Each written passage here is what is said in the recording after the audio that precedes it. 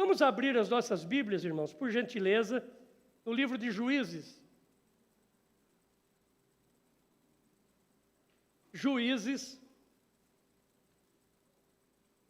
capítulo de número 6, e nós vamos ler juntos os versos 11 e 12.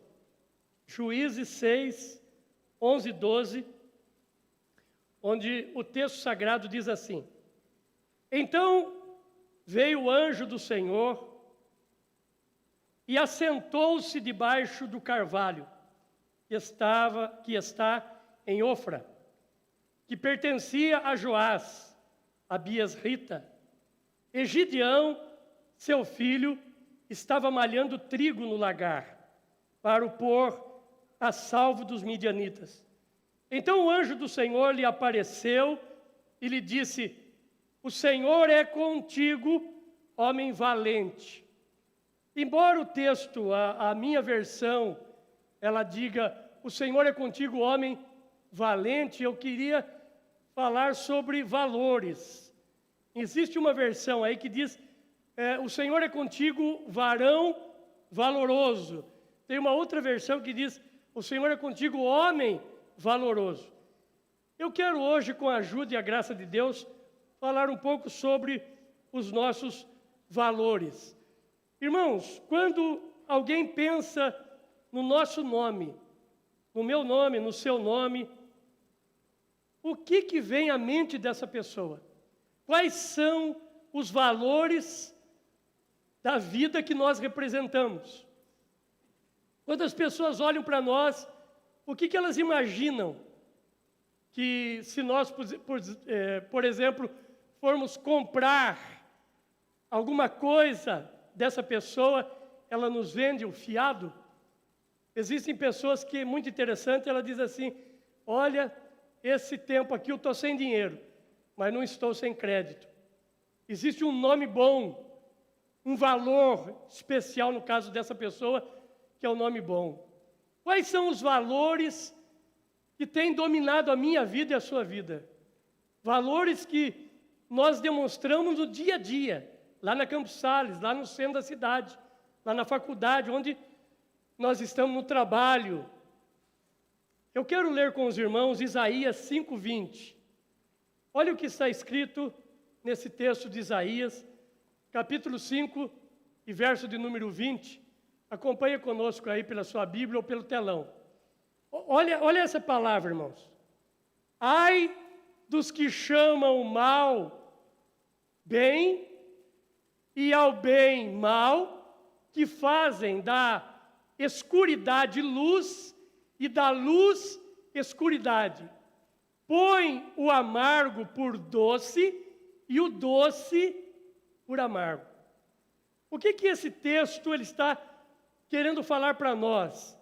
Ele está falando de uma inversão de valores. E nós vivemos isso hoje. Valores sendo invertidos. O nosso tempo não é muito, eu não quero passar o horário, mas eu queria compartilhar, sendo que existem muitos valores que eu poderia falar com os irmãos, compartilhar, mas eu quero pensar em alguns que penso ser muito necessários. Primeiro, a educação dos filhos. Você já parou para ver como nós estamos vivendo uma situação terrível de valores nessa área? Hoje pela manhã, pastora Natel, eu estava brincando com os irmãos aqui, que tem na internet aí uma arte de uma senhora com a vara para trás assim, e os dois meninos desesperados porque sabem o que vai acontecer. E eu, quando olho aquela arte, eu me vejo, porque eu passei por isso. Quem mais aqui passou por isso, da mãe esperar com vara? Ah, sei que era só eu que era arteiro. Irmãos, eu apanhei, não só de vara, eu apanhei de cabo de machado. Hoje meu pai seria preso. Seria preso. Meu pai, um negão de olhos verdes, eu sou filho adotivo, né? Eu sempre conto isso aqui. Meu pai, um dia, não sei o que, eu devo ter feito uma boa. Imagina apanhar de cabo de machado. mas era o que tinha na mão na hora. Ele pegou e me deu uma surra e eu precisei tomar banho de salmoura. Alguém aqui tomou banho de salmoura? Só eu? Ah, você também? Glória a Deus, não estou sozinho. Oh, meu Deus, minha mãe me deu banho de salmoura por causa dos vergonhas, da pancada. Bom, eu amo meu pai. Meu pai, eu gostaria muito que ele estivesse vivo.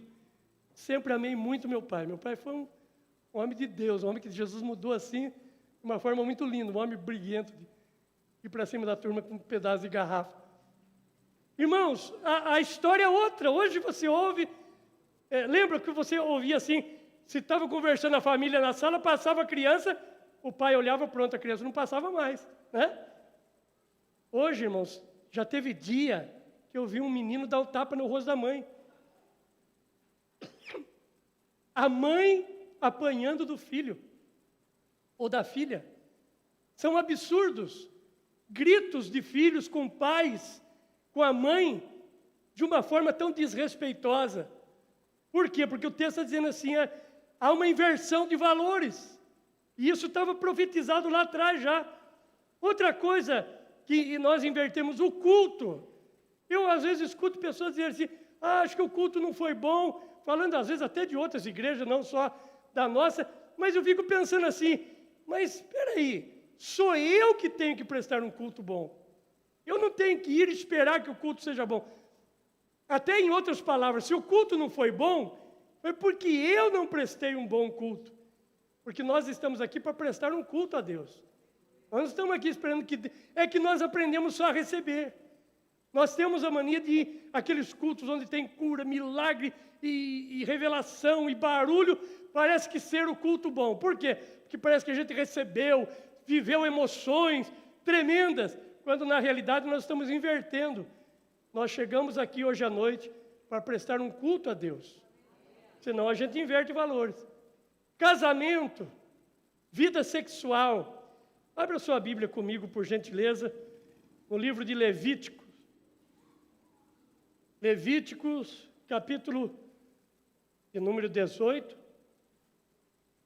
Levítico 18. Olha o que diz o verso de número 22. Levítico 18, 22. Com homem não te deitarás, como se fosse mulher. É abominação. Grave esse texto.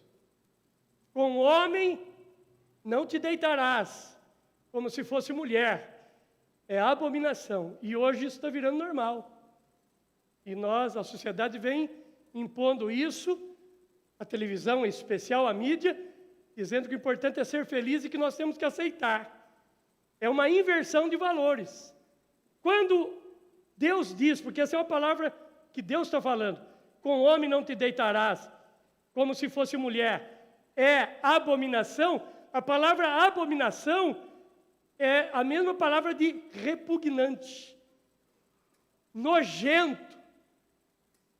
É terrível, é uma expressão, é como Deus estivesse dizendo assim, se um homem deita contra o homem, aos meus olhos isso é nojento. Aliás, é nojento mesmo, né? Estava conversando agora há pouco com o pastor Paulo ali, lembrando dessa palavra de manhã, e nós estávamos pensando isso. Como é que pode, mas isso tem acontecido? Mas olha no livro de Romanos, o resultado dessa decisão. Romanos, capítulo de número 1. Romanos, capítulo de número 1. Olha comigo aí os versos 24 até o 27. Romanos 1, 24 diz assim: por isso, Deus entregou tais homens à imundícia pelas concupiscências. A palavra concupiscência é o apetite carnal exagerado. Irmão, todos nós, vocês estão olhando para um homem que tem apetite carnal. Você, qualquer mulher e homem aqui, tem um apetite. Isso faz parte da vida, da natureza. Agora, a concupiscência é um apetite carnal desordenado. Um apetite carnal descontrolado. Então o texto diz assim, os entregou pelas suas concupiscências ao seu próprio coração. para desonrarem o seu corpo entre si. Pois eles, olha o que eles fizeram, irmãos. Eles mudaram a verdade de Deus em mentira, adorando e servindo a criatura em lugar do Criador, o qual é bendito eternamente. Amém.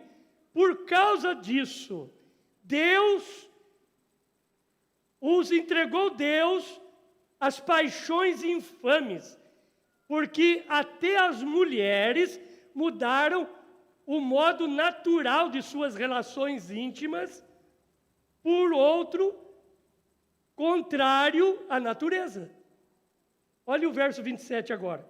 Semelhantemente, os homens também, deixando o contato natural da mulher, se inflamaram mutuamente em sua sensualidade, cometendo torpeza homens com homens e recebendo em si mesmos a merecida punição do seu erro.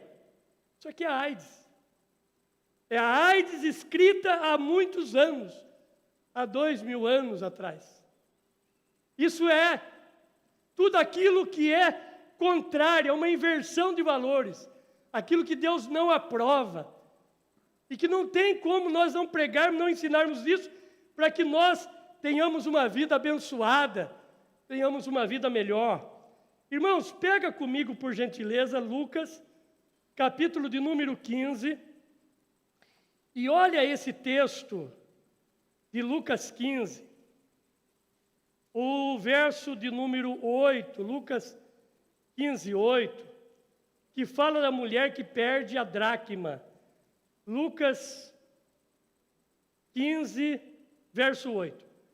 Ou qual a mulher que, tendo 10 dracmas, são 10 moedas, são 10 valores, tendo 10 dracmas, se perder uma, não acende a candeia, varre a casa, procura diligentemente até encontrá-la, e tendo-a achado, reúne as amigas e vizinhas, dizendo: alegrai-vos comigo, porque achei a dracma perdida.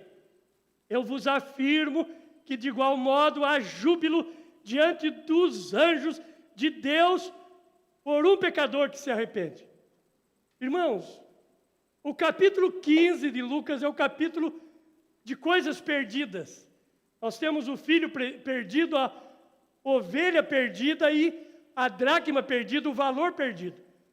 E como nós estamos falando de valores, eu quero lembrar de ordem de importância. Por exemplo, o valor para nós, primeiro de tudo, é Deus. Primeiro é Deus. Segundo, não é a igreja.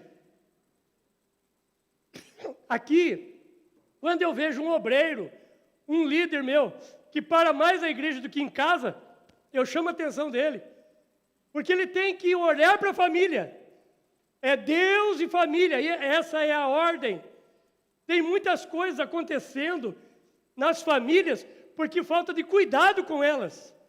Porque está faltando atenção. E às vezes nós podemos até ser espirituais e trabalhadores da seara do Senhor, mas nós não podemos esquecer de casa. Primeiro Deus, depois família, depois igreja. É assim que funciona. E essa mulher, o texto diz que ela perdeu o valor. Mas se alguém tem 10, perde um, pode pensar assim, não tem problema, eu perdi 10, eu perdi um, tem 9 ainda. Mas ela vai procurar. Ela acende a candeia, ela varre a casa, ela levanta a poeira, ela muda os móveis de lugar, porque ela quer achar a dracma. Lá no livro de 1 Timóteo 5,8, Paulo diz assim: se alguém não tem cuidado dos seus, especialmente dos da própria casa, tem negado a fé, e é pior do que o descrente. A nossa dracma, de repente, a falta de carinho, já teve mais carinho em casa. De repente, a falta de respeito.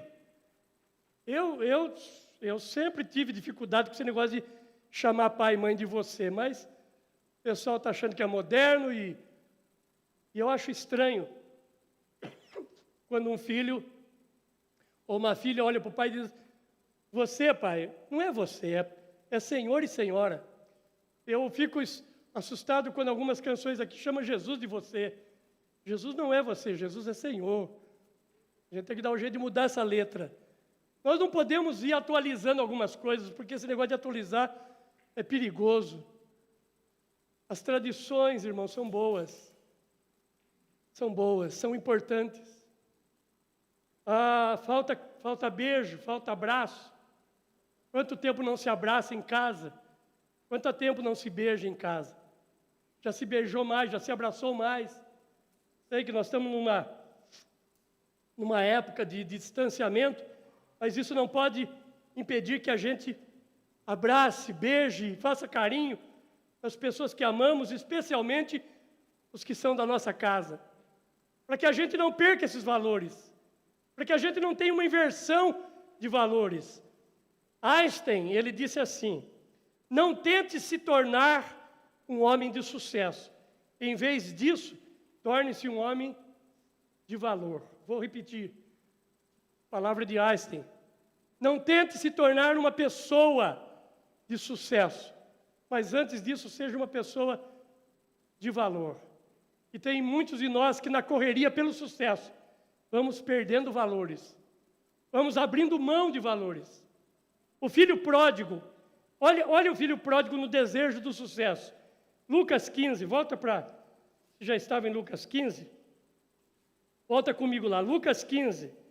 Olha o verso de número 12. Lucas 15, 12. O mais moço, o filho pródigo, disse para o pai: pai, dá-me a parte dos bens que me pertence, que me cabe. E o pai repartiu os haveres. Isso aqui é o desejo de ter, é o desejo do sucesso.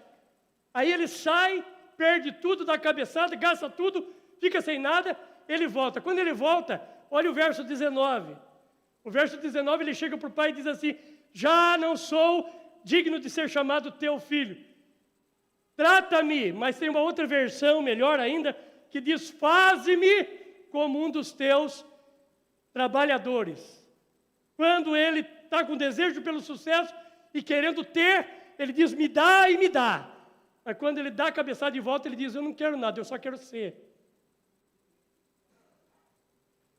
É o que Deus mais quer de nós, que nós sejamos. Quando Deus disse para Abraão, disse: sai do meio da tua parentela, vai para uma terra que eu te mostrarei. Aí Deus usa uma palavra: sê, Abraão, sê tu uma bênção. Amanhã, segunda-feira, nós vamos sair por essa cidade, cada um para o seu trabalho. E Deus espera que a gente seja alguma coisa na vida de alguém. Faça a diferença na vida de alguém. Ser um homem de Deus, uma mulher de Deus no trabalho, na faculdade, em outra cidade. Olha o texto de 2 Reis, capítulo 4, verso 8.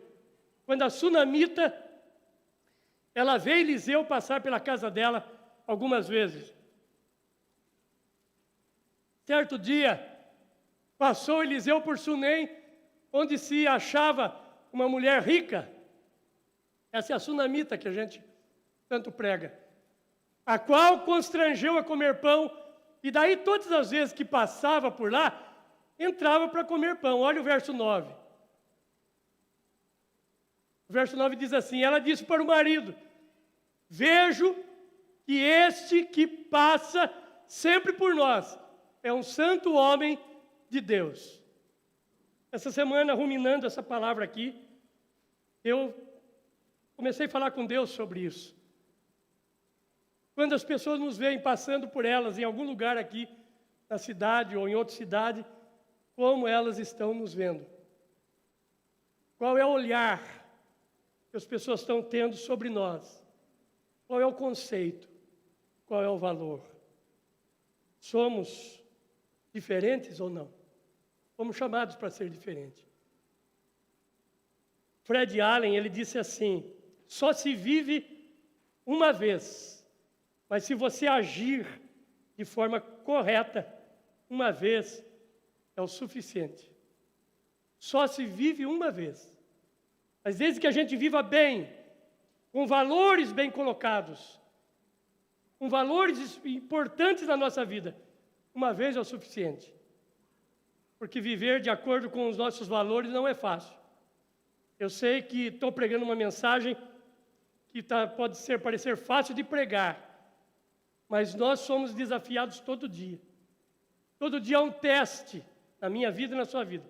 Hoje pela manhã, eu contei aqui para a igreja, nós somos pastores em Ourinhos, por quase 4 anos, e lá em Ourinhos, tinha um ex-prefeito, amigo nosso, um homem crente, temente a Deus, e um dia ele contou, acho que foi na Donep, fui chamado para dar uma palavra lá, trabalho de empresários da Donep, ou foi na igreja mesmo que eu pastoreava, não lembro, mas eu lembro que ele nos contou essa história. Ele disse que quando o prefeito, isso há muitos anos, coisa de 30 anos para mais, lá em Ourinhos, chegou um daqueles que comandam a cidade, dominam a cidade, os caciques da cidade, que todo mundo conhece, e que às vezes não deixa vir empresa para a cidade, porque a mão de obra encarece e tal, mas chegou com uma caixa de sapato. E o prefeito, era final de ano, final de safra, ele disse, eu acho que hoje vou ganhar um sapato. Só que a hora que o homem abriu, depois de conversar um bom tempo, o prefeito tomar cafezinho, quando o homem abriu a caixa, não era sapato. Estava abarrotado de dinheiro. Eu estava tentando lembrar o nome dele, não consegui, mas o pastor Solane sabe de quem eu estou falando. Esse prefeito, agora esse prefeito contando, ele diz assim, ele sempre foi um homem de temor a Deus, sempre foi um crente em Jesus. Ele disse, Deus, me ajuda agora, o que eu faço? Aí na mesma hora veio na mente dele, chama a secretária. Ele chamou a secretária e disse, olha, pega esse dinheiro aqui, registra aí na tesouraria da prefeitura e dá o recibo para o homem assinar. Foi aonde teve uma saída para ele. Eu acho histórias como essa, histórias lindas. Porque isso não é normal, irmãos. Isso não é normal. Hoje, a hora que eu preguei, terminou, uma pessoa aqui da igreja, um líder, me procurou e contou uma história do trabalho dele, que essa semana recebeu uma proposta das grandes para fazer algo que não era certo. Quase que só vistas grossas já seria o suficiente. Nós somos testados todo dia. Pega João, olha o que diz João, Evangelho de João, capítulo de número 6. Olha que interessante esse texto aqui, ó. João, capítulo 6, versos 5 e 6. João, capítulo 6, versos 5 e verso 6. Então, Jesus, erguendo os olhos e vendo que grande multidão vinha ter com ele, disse a Filipe, onde compraremos pães para lhes dar a comer? Ok, olha que pergunta, né, irmão? Para uma multidão. Mas olha o verso 6. Mas dizia isto para quê, irmãos? Para o experimentar, porque ele bem sabia o que estava para fazer. Disse isso para o testar. Amanhã cedo você começa um novo teste. Hoje acho que não teve teste. Domingo com a família, igreja, quem sabe não teve teste. Mas amanhã começa o teste. Segunda, terça, e quem sabe alguns de vocês estão para tomar decisões muito fortes essa semana. E não é fácil tomar. E você está sendo testado para fazer da maneira mais fácil. Mas não faça, porque Jesus pode estar testando você. Deus pode estar nos testando, mas Ele já sabe como vai resolver. Eu quero ler com os irmãos algo que a gente precisa ir para casa pensando sobre isso. Analise essa frase aqui. Eu não tomo decisões porque elas são fáceis. É sempre assim, irmãos. Todas as vezes que nós facilitamos, que nós pulamos etapas, nós criamos um problema sério para a gente lá na frente. Aqui na igreja, no dia a dia, na região, cuidando de 21 igrejas, eu não tomo decisões porque elas são fáceis. Segundo, eu não tomo decisões porque elas custam pouco. Teve decisão que você tomou e custou, quem sabe, até o seu emprego, por causa da honestidade. Eu tenho um pastor na região, ele foi convidado pelo chefe para fazer algo que ele não quis e foi mandado embora. Eu não tomo decisões porque elas custam pouco. Terceiro, eu não tomo decisões porque elas são populares.